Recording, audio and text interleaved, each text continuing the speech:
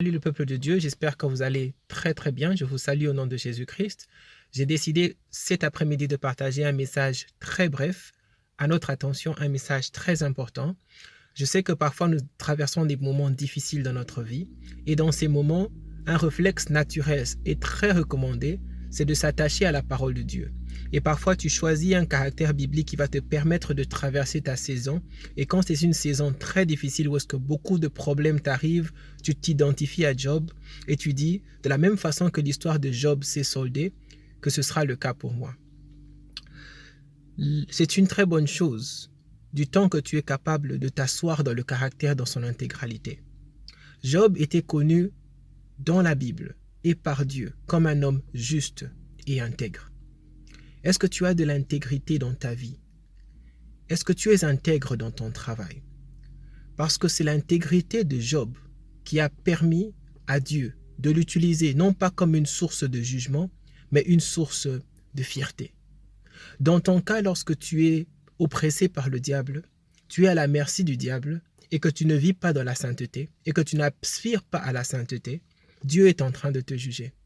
Mais dans le cas d'une personne qui fait partie du livre de la vie, Dieu va te mettre au test parce qu'il se dit, c'est ma seule fierté sur terre.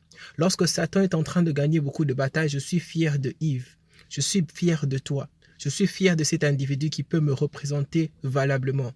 Et à ce titre, Job avait été choisi. Donc, être le choix de Dieu pour des oppressions, comme un test, est une grâce que Dieu te fait pour montrer sa grandeur. Alors, je voudrais te rappeler que dans le livre de vie, on ne peut y être que lorsqu'on est connecté à la source de la vie. Et la source de la vie, c'est Jésus-Christ. La source de la vie, c'est Jésus-Christ.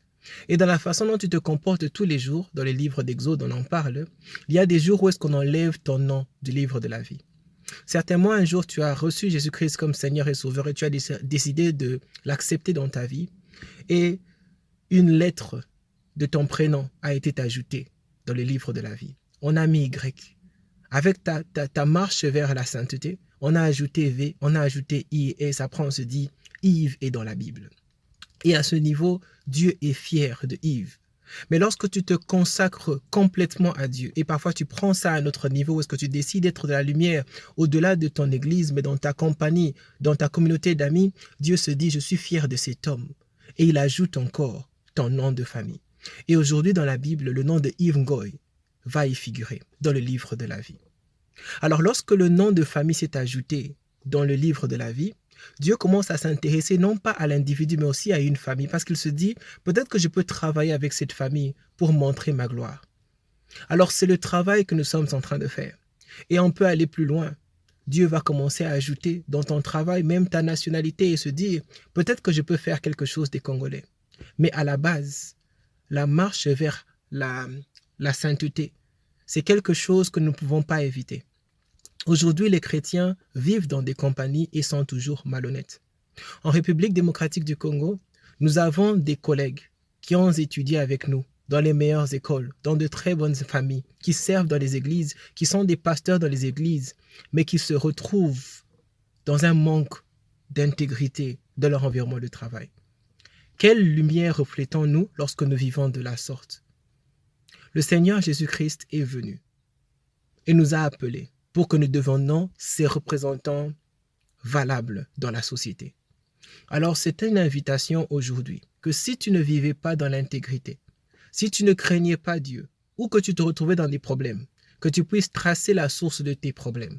Est-ce que je suis dans le jugement ou bien je suis dans le test? Si je suis dans le test, sois content parce que Dieu est fier de toi. Et il s'est dit que tu es digne de te lever devant le diable. En essence, lorsque tu es dans le jugement, ta protection, ton mur de protection qui était dressé par Dieu a été levé. Il est levé en permanence et ta vie de famille est en danger.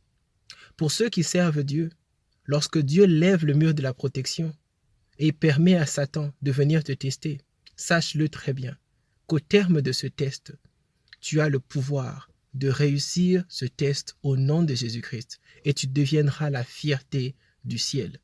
Que le Seigneur, à travers cet acte de repentance que tu vas poser aujourd'hui, en écoutant le son de ma voix, d'arrêter de vivre dans la corruption, d'arrêter de vivre dans l'adultère, d'arrêter chaque week-end de te retrouver dans des environnements qui n'honorent pas le Seigneur. Et tu verras qu'avec le temps, ton nom sera écrit en gros et en gras dans le livre de la vie. Que le Seigneur Jésus-Christ te bénisse abondamment.